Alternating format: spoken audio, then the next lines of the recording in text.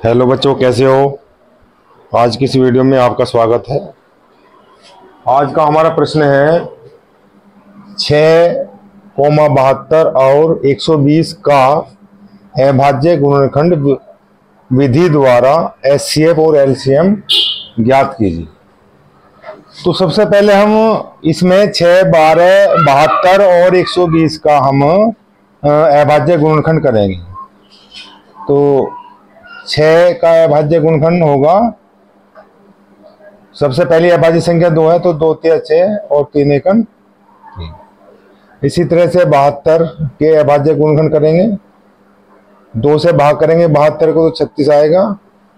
फिर 2 से 36 को भाग करेंगे तो 18, और 18 को 2 से भाग करेंगे तो 2 निम 18। फिर 9 को 3 से भाग करेंगे, 3 तिया 9 और 3 एकम 3। इसके बाद 120 के अभाज्य गुणनखंड करेंगे। 120 को 2 से भाग करेंगे, 2 छक्का 12, 0 60 आ जाएगा। फिर 2 से भाग करेंगे 60 को तो 30 आ जाएगा।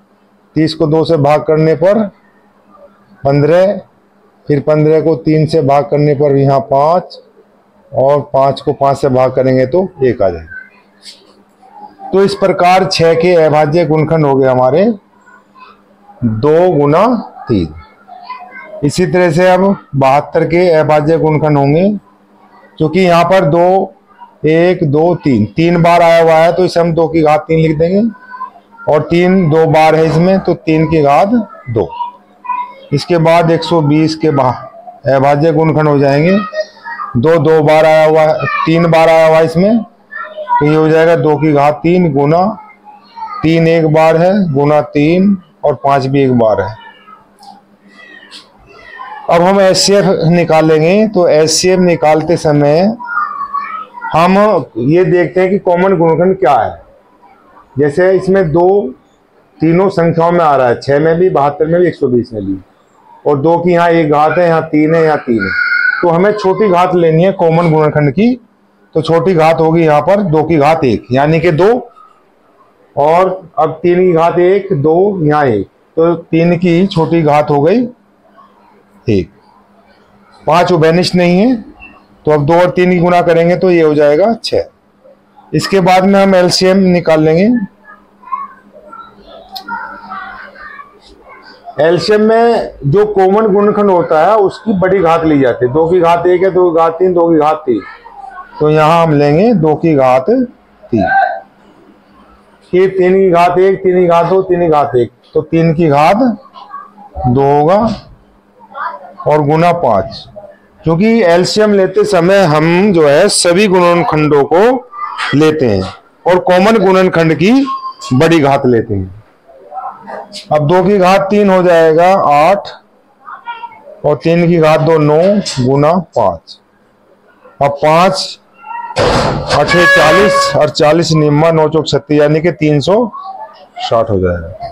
इस तरह से हम एचसीएफ और एलसीएम निकाल लेंगे। इसके बाद में अब देखिए हमारा जो नेक्स्ट प्रश्न है, 2 संख्याओं का एचसीएफ 23 और एलसीएम 1449 है। यदि इनमें से एक संख्या 161 है तो दूसरी संख्या ज्ञात कीजिए। अब देखिए दूसरी संख्या ज्ञात करने का सूत्र होगा हमारा, दूसरी संख्या बराबर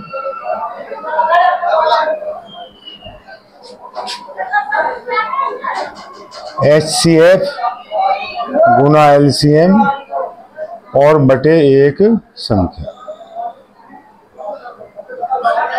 इस सूत्र का हम यहां पर प्रयोग करेंगे। और एचसीएफ है हमारे यहां पर 23 और एलसीएम है 1449, और एक संख्या हमें दी हुई है 161। 161 और 1449 को 161 से भाग करेंगे तो 9 आ जाएगा, क्योंकि 9 का 9 9 6 54, और 9 का 9 5 14। अब ये बच गया 23 गुना 9, तो 23 की गुना 9 में करेंगे, 9 तिया 27, 9 दूनी 18 और 2 20। तो इस प्रकार दूसरी संख्या ज्ञात की जा सकती है। अब हमें देखिए यहाँ पर इस प्रश्न में हमें एचसीएफ दिया हुआ है 252 और 594 का जो एचसीएफ दिया हुआ है वो 18 दिया हुआ है और हमें एलसीएम निकालना है।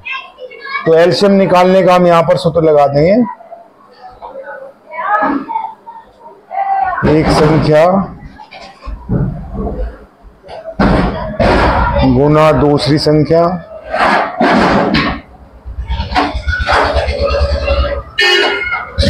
और बटे में एचसीएफ। अब एक संख्या हमारी 252 है तो यहाँ 252 ले लेंगे, फिर गुना दूसरी संख्या 594 है, एचसीएफ हमारा 18 है।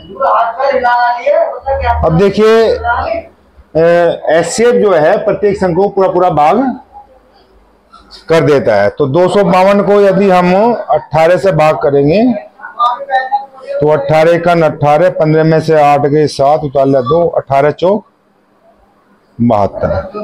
तो 18 से 252 को भाग करने पर 14 आ जाएगा। 14 गुना 594 में करेंगे तो ये हो जाएगा 594 गुना 14, 4 चौक 16, 4 निम 36 और 1 37, 4 पंजे 20, 3 23 और 4 9 1 पंजे 5, तो 6 11 3 1 4 और 9 13 5 2 7 11। तो ये संख्या आ जाएगी हमारी 8316। 8316। इस तरह से हम एलसीएम याद कर सकते हैं।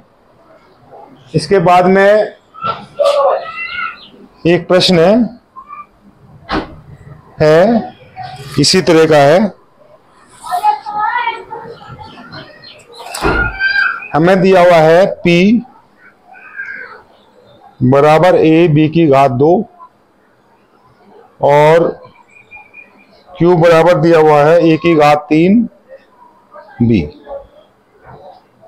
तो हमें और यहां पर a और b अभाज्य संख्या है, जहां a व b अभाज्य संख्याएं हैं। यानी कि हमें हमारा ये प्रश्न है P बराबर a b की घात 2 और Q बराबर है a की घात 3 b, जहां a व b अभाज्य संख्याएं हैं। यानी कि P का अभाज्य गुणनखंड a b की घात 2 है और Q का अभाज्य गुणनखंड a की घात 3 b है।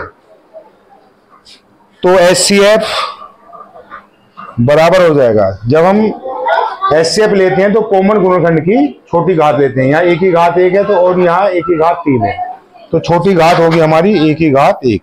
ये हो जाएगा b की घात 2 और यहाँ b की घात 1 है तो यहाँ b की घात 1 हो जाएगा। तो इस प्रकार HCF हो जाएगा AB। और जब हम इसका LCM निकाल लेंगे P और Q का, तो